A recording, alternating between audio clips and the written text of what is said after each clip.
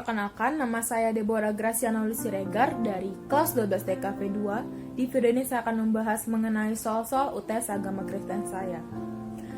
Soal pertama yang akan kita bahas ialah mengenai Ugahari. Apa sih itu Ugahari?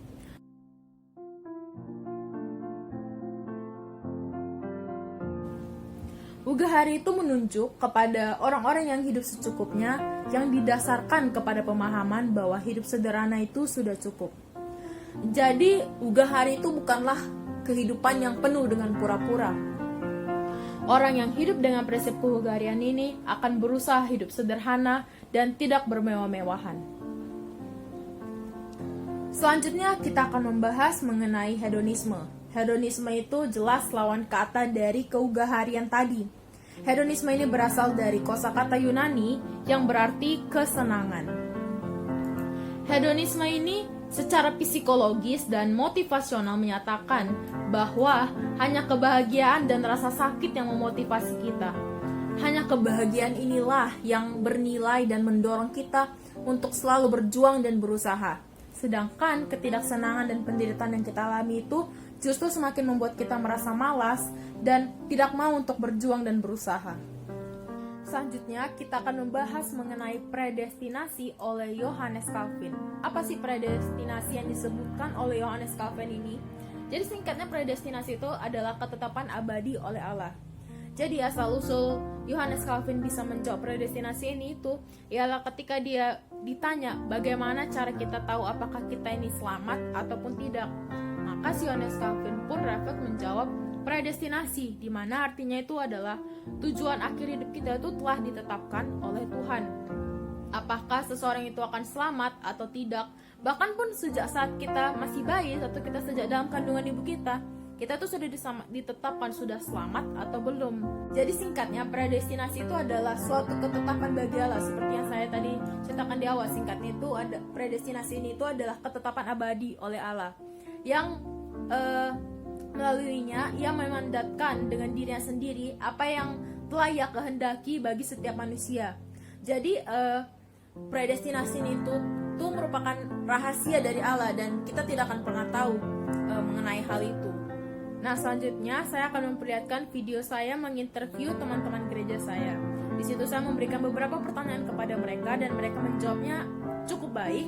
Nah, dari video itu saya akan membuat sebuah kesimpulan dari jawaban-jawaban mereka tadi.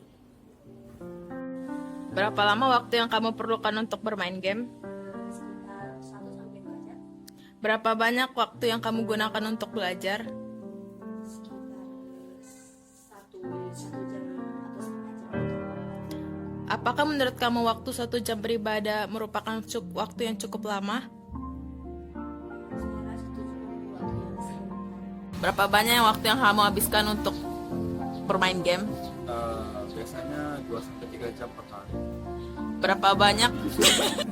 Berapa lama waktu yang kamu habiskan untuk bermain game?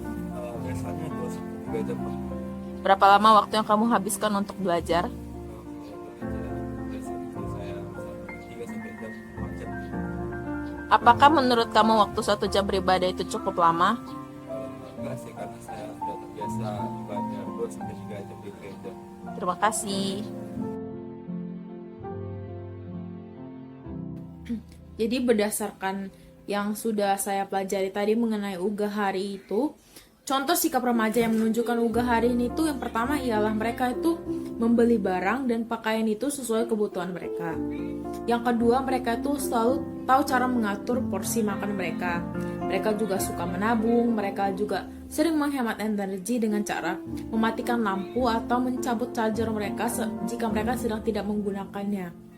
Pokoknya remaja yang menerapkan Ugahari ini itu benar-benar tahu cara membatasi diri mereka atau tidak melakukan sesuatu ini secara berlebihan.